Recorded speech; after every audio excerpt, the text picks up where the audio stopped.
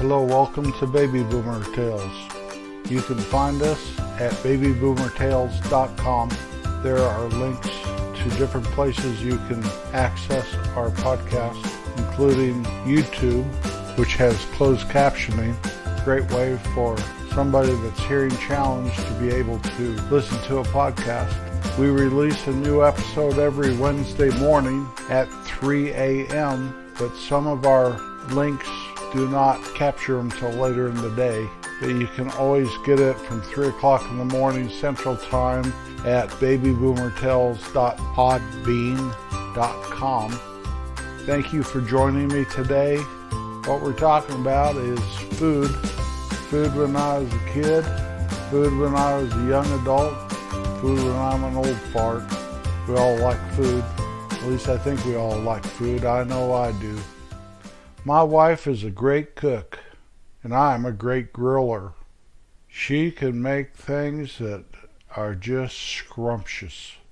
Now, she wasn't always that way. When I first met her, she probably had trouble boiling water. She used to try to cook everything way too fast and burn it all. I used to kid her that she was fast food. Well, over the years, she has trained herself to be a superb cook. I really enjoy her cooking. It's a good life when your wife knows how to cook. In the summertime, though, I go out. I can grill steaks, hamburgers, pork chops pretty good. I must say, I don't cook a bunch of hockey pucks. My burgers are juicy and flavorful and seared on the outside and just right on the inside. There are some things that I'd prefer to eat at a restaurant than at home. One of them is barbecue. Kansas City barbecue is, in my opinion, the best barbecue in the world, bar none.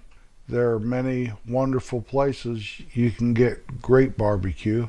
They range in styles from where they wait on you at the table to you go into a little divey place and stand in line to get your food. There are so many good barbecue places here in town. Another thing is wings. I used to make wings, but it was an all-day project to make 4 or 5 pounds of wings. And it was a very expensive project, and I found that I have 2 or 3 wing places I like, and I just go in and they serve it to me, and they do a very good job, and I don't have to work all day just to have some wings. So I've stopped making them at home, no matter how good I thought they were. In the wintertime, I like to go out and get a good steak, because I stopped grilling about November. But besides that, I prefer to eat at home. Once in a while we go out, but not very often. It is good to find a nice restaurant. I find, though, that in my experience, going to a new restaurant that you have never been to before is kind of like going to a movie. If you hear great things about it, I'm always disappointed because I think my expectations are too high. If I haven't heard one thing about it, usually there's a good chance that I'll leave there saying, that was okay, I like that.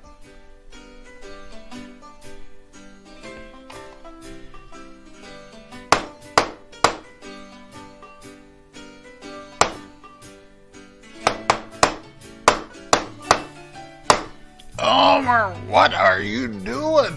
What are you doing, Homer? What are you up on that ladder for? Hi, Pop. Well, I was down in Wheattown, and I found some mistletoe on sale, and I was just putting it up here in this doorway, waiting for Katie to come by, give her a little kiss. Homer, mistletoe's a Christmas thing.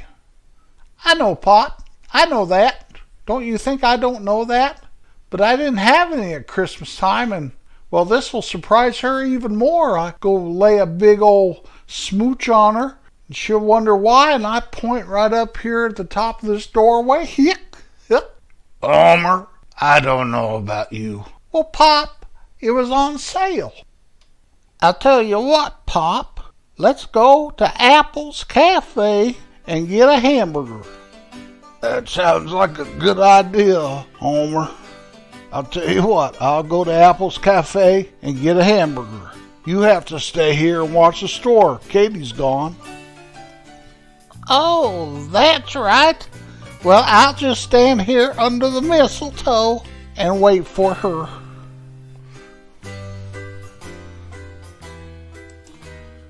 When I was a kid, I always felt that my mom's cooking was the very best.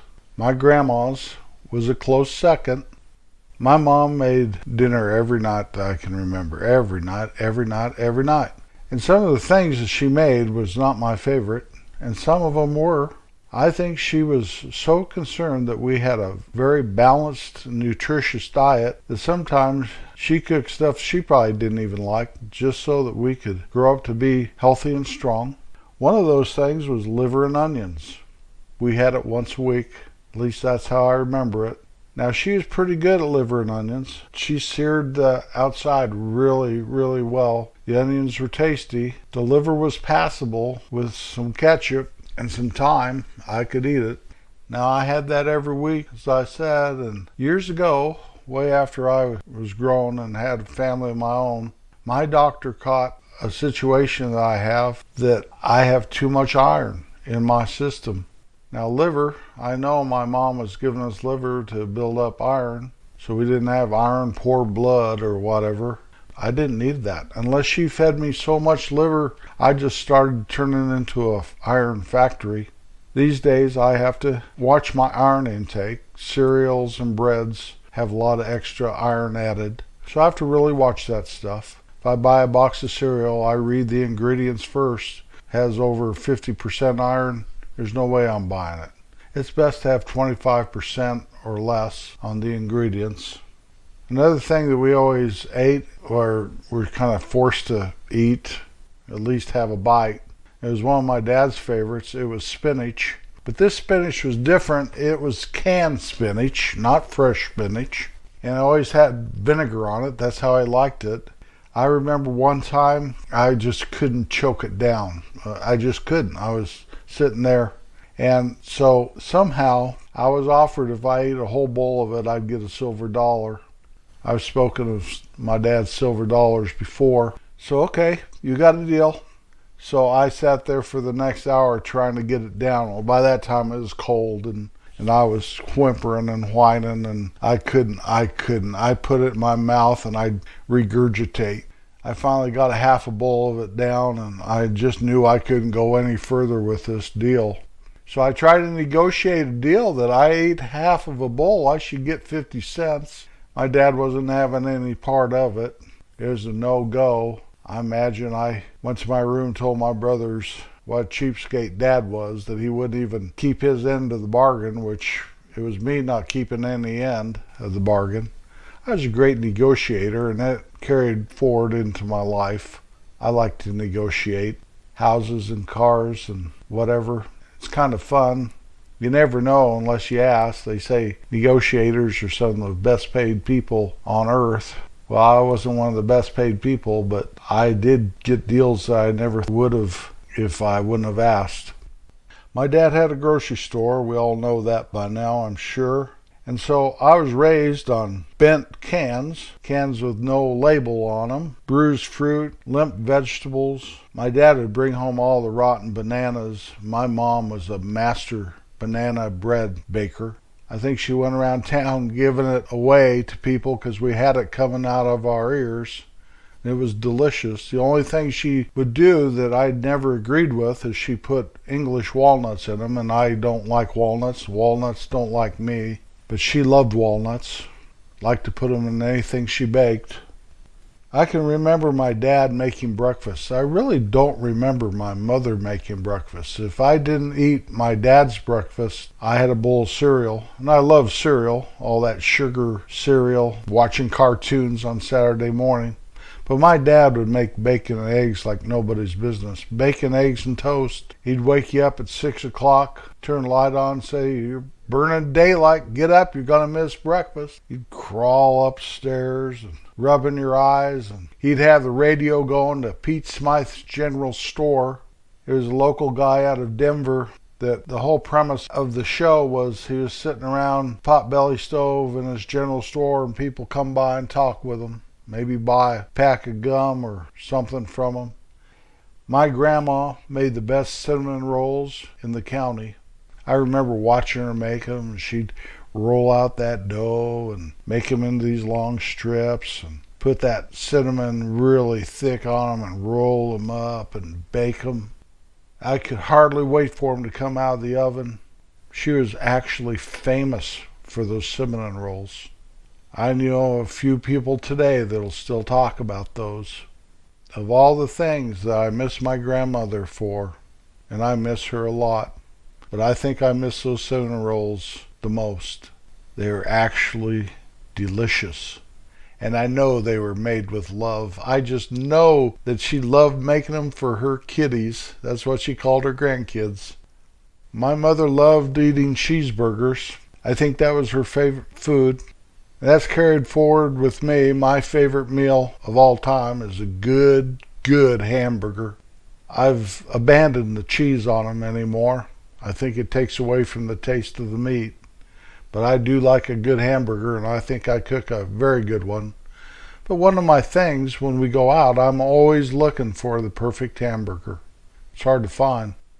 I remember when I was a kid watching my dad eat crackers and milk. He'd come home for lunch, and he'd take a bunch of saltines and crush them up into a big glass. And then he'd pour milk over them, take a spoon, kind of stir them all together, and then eat them and drink them all out of that glass. And actually, it's pretty good.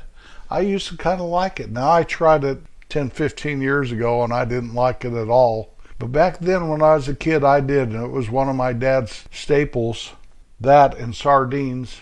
He'd have these sardines for lunch with his crackers and milk. To this day, I won't eat a sardine. Now, I like fish. I think fish is very delicious, but not those sardines. I associate them with bait.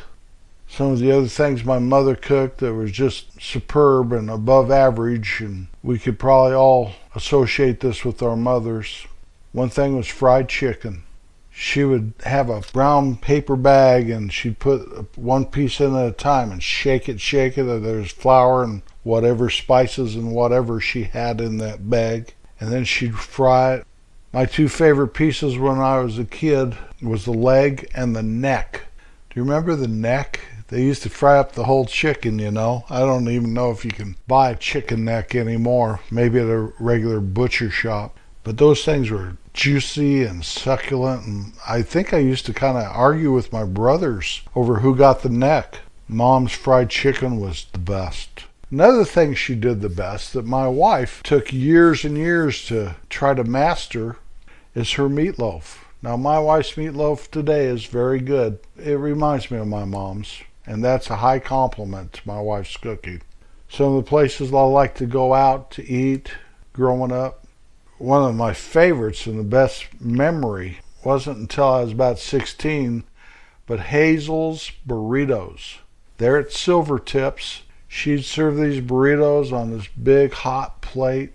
Now, I don't even think I knew what a burrito was until Hazel opened her restaurant, and people line up to come into her restaurant and sit down. It was a sit-down restaurant, and those burritos had cheese and lettuce on the top of them, and hot and delicious. She is famous for miles and miles. People come to eat Hazel's Burritos. Another one of my favorite foods was Stella Burgers at the local Dairy King, the loose meat hamburger. To this day, I get a hankering for a Stella Burger that I just can't shake. I just want a Stella Burger. Now, you can't go in and brown a bunch of hamburger and expect it to be a Stella Burger, because it's not. She also had, for a short time, maybe 2 years, what she called a shrimp steak sandwich. And it was some kind of fish, and it was good. Stella had good food. Fried pies, deep fat fry those Hostess fruit pies, then put powdered sugar on top of them. Oh my goodness gracious, I miss Stella too. Later, that same Dairy King, after Stella had retired, a lady named Dolly had it, and she made a Dolly burger that was a cheeseburger that was very, very good. It was not loose meat, but it was a good cheeseburger. I enjoyed them. Mel's Diner had biscuits and gravy, and his gravy. My whole reason for eating biscuits and gravy is to get to the gravy. If people let me, I'd probably just eat the gravy and bypass the biscuits. I like good gravy on tater tots or French fries or any of that. but Mel had delicious biscuits and gravy. Jack's made mushrooms like nobody's business. Now, I'm not a big mushroom eater. I know I'm a fun guy, but I don't much like mushrooms. But the way Jack sauteed those mushrooms, people would come from everywhere to have his mushrooms. Plus, he had a pretty good restaurant. One of my all-round favorite restaurants was Bob and Kelly's. Good food all the way around. I was a little older by the time they came around, and I think they specialized in donuts, if memory serves me right. Everybody goes, "You had some of their donuts?" Good food and good folks. There were other restaurants around that I really loved and enjoyed, but those were some of the highlights of when I was growing up in my old hometown. My best dining experience, I have two of them. First one was a place in downtown Denver called The Broker. They had several restaurants around, and you sat down and you ordered your meal, and what they would bring you is a big bowl of peel and eat shrimp, and the shrimp were big, and it was delicious, and that was just the appetizer that came with the meal. I don't know how they afforded to do that, and I don't really remember the food at the restaurant. I remember the shrimp. We used to go there every time we went to Denver because of that shrimp experience. The other place, about 15 years ago, my wife and I were going to a marriage seminar clear up in the north part of Kansas City up by the airport. And we were kind of running late, but we knew we better get some dinner. And my wife told me about this place called Panera Bread. So we stopped there. I had never been there. And as we were driving there, the snow was falling so hard, and the flakes were at least as big as a silver dollar, maybe larger. Huge flakes coming down, and the roads weren't bad. It was kind of warm, and it was mesmerizing and beautiful and kind of fun to drive in. I usually think snow is not fun to drive in. But we stopped at this Panera Bread and had a bowl of soup and a sandwich, and the soup was this cheddar broccoli soup that I keep going back for. Now, I've tried other Paneras, but for some reason that one we stopped at on our way to the marriage seminar, that's where I want to go. It's right on my way to most everything anyway if I drive into the city. So we stop and have a bowl of soup. Things I don't eat, don't like. A lot of them I haven't even tried and not going to. First one's hummus. I've tried that and I don't enjoy it. When we were in the Middle East, I was amazed watching the locals. They would just eat hummus like I would eat ice cream. My wife enjoys hummus and I buy it for her. Tofu, eggplant, snails, pate, calf fries, cow tongue, any kind of guts. I don't want to have anything to do with any of that. A lot of you guys, gals will say, calf fries, those are delicious. And it might just be the thought of it. I don't know. I've never tried them and probably never will. I know I'm kind of a country boy and we're supposed to eat stuff like that, but I'd rather have a steak. Speaking of steak, when I was a kid, once a week we would have steak. I used to brag at school, oh yeah, we eat steak once a week at home. Thought I was big shot or big stuff or important or something. Full of myself when I was bragging. Whenever I brag, I realize that I probably sound pretty stupid. But anyway, I was bragging we had steak. After I got married, my wife introduced me to steak. What I had been eating all those years, well, my dad would bring home his favorite cut of meat was what we call minute steak or tenderized steak. They run it through a tenderizer, so it was probably a tough cut of meat that they ran it through. They make chicken fried steaks out of those types of cuts of meat, and I thought I was eating steak all those years. Today, my favorite cut is a Kansas City strip, medium. Thank you, Kim, for introducing me to beef. It's what's for dinner. Isn't that what they used to say? What a great advertising campaign. Every time you're kind, it helps somebody somewhere. I'll be back next Wednesday.